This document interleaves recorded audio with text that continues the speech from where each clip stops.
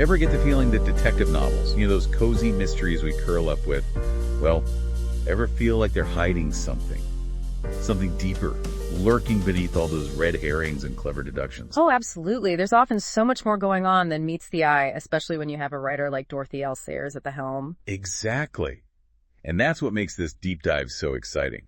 We're about to unlock that secret layer in Sayers' work, because she wasn't just a master of mystery, she was grappling with some seriously big ideas about faith, reason, and what it all means. It's this fascinating intersection of faith and fiction that we're going to explore today. You probably know Sayers as the mind behind the charmingly arrogant Lord Peter Wimsey, right? Of course. He's practically the epitome of the gentleman detective.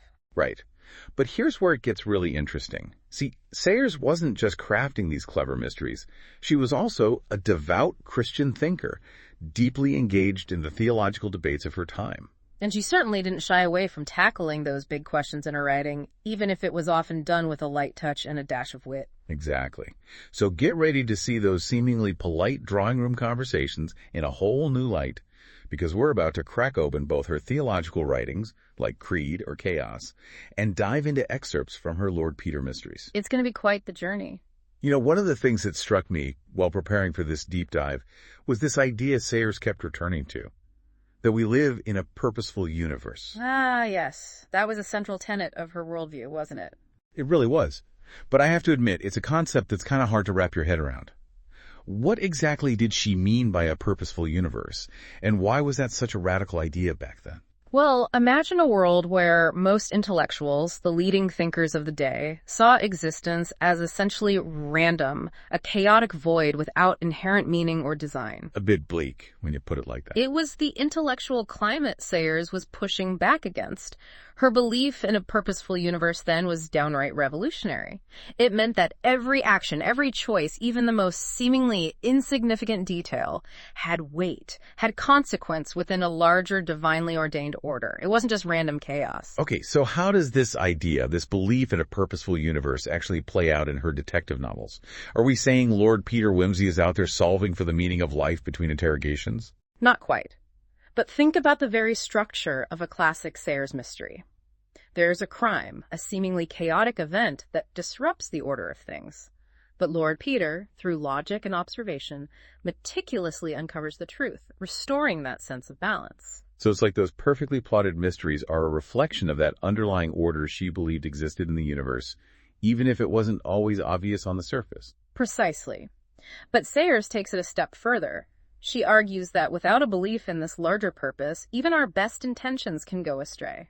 In Creed or Chaos, she warns against prioritizing social good, that idea of loving thy neighbor, without a foundational belief in something bigger than ourselves, loving God. It's like she's saying that without a sense of higher purpose, our attempts to make the world a better place can become misguided, maybe even harmful. Exactly. And that's where her fiction really comes alive. Think about Lord Peter for a moment. He's this quintessential gentleman detective moving through a world of intricate social circles and aristocratic privilege. Right. But he also treats everyone he encounters, from his loyal butler, Bunter, to suspects from the lower classes, with this remarkable respect and dignity. And that's not just a charming character quirk. It speaks to Sayers' belief in the inherent worth of every individual, a concept rooted in that idea of a purposeful universe where everyone has a place. I see where you're going with this. So you're saying that Lord Peter's actions, his respect for everyone regardless of their social standing, might reflect Sayers' deeper theological beliefs about the value of every human life. Now you're getting it.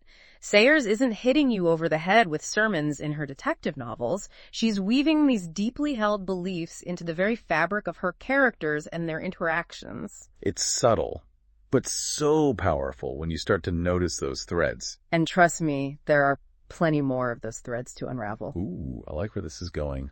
But we're going to have to hit the pause button there for now. Don't worry, we'll be back soon to untangle more of those fascinating connections in Dorothy L Sayers' work. You won't want to miss it. Okay, so we've been talking about this idea of a purposeful universe. But doesn't that imply that everything can be figured out, like solved, just like one of Lord Peter's cases? Well, that's where it gets really interesting, because Sayers herself makes a distinction. She talks about a life problem versus a detective problem. What does she mean by that? So a detective problem, that's all about logic, right? Deduction. You follow the clues, you put the pieces together, and boom, Case closed. Mystery solved.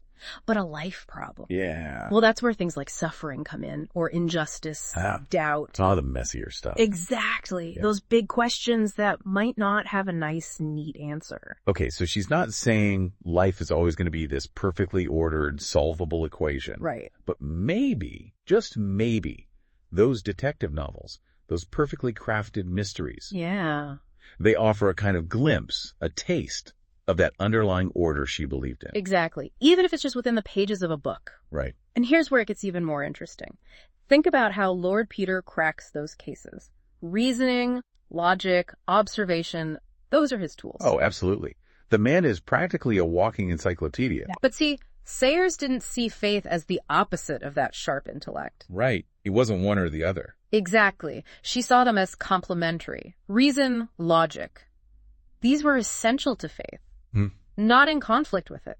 It's not about blindly believing something. It's about using your brain to grapple with those bigger questions. Precisely. And that brings us to another one of Sayers' really intriguing ideas, her concept of sin.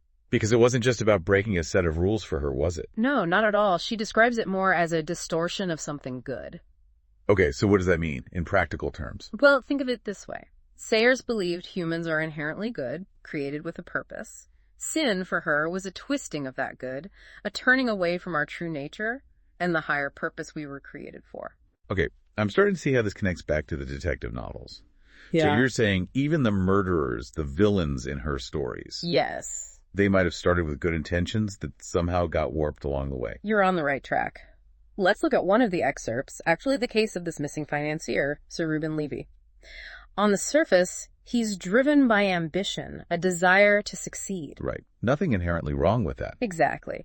But somewhere along the line, that ambition becomes all-consuming. It's twisted into this ruthless pursuit of wealth and power, no matter the cost. So it's like his ambition in itself wasn't a bad thing, but it became distorted. Exactly. And that distortion, that turning away from a greater good, that's at the heart of what Sayers saw as sin. And those consequences often play out in pretty tragic ways, both in her books and, let's be honest, in the real world too, right? Yeah, absolutely. It's amazing, isn't it, how a genre we often think of as pure entertainment can actually offer these really profound insights. You know, those cozy mysteries we curl up with. They have so much more going on beneath the surface. Oh, absolutely. And that's what makes Sayers such a brilliant writer, don't you think? She wasn't content with just crafting a compelling puzzle. She wanted to make us think, to really grapple with those big questions, those timeless dilemmas that stay with you long after you've closed the book. It's like she's inviting us to become detectives, not just of fictional crimes, but also of our own lives, our own choices. To look for those hidden layers, those connections between what we do and the kind of world we want to create. Precisely. To live more thoughtfully, more intentionally. Exactly. And that feels particularly relevant today, don't you think? In a world that's so saturated with information, so many different voices, so many ideologies, it's easy to get swept away.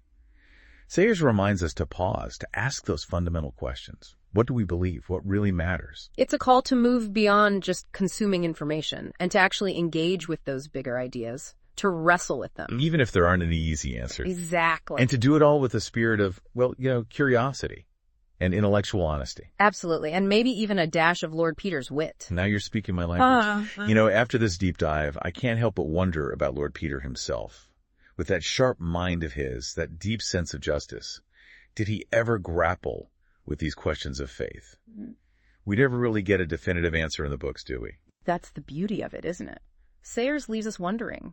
She doesn't spoon-feed us the answers, but she invites us into that ongoing conversation, that exploration of what it means to live a meaningful life, both within the pages of her books and in the world beyond. It's like she leaves that final clue unsolved, that last piece of the puzzle for us to keep turning over in our minds. And that, to me, is the mark of truly great literature. So next time you pick up a detective novel, especially one by the brilliant Dorothy L Sayers, remember, there's more there than meets the eye. Always. You might just find yourself unraveling not just a captivating mystery, but some profound truths about yourself and the world around you. This has been an incredible deep dive, and I hope you'll join us next time as we explore another fascinating topic with the same curiosity and depth.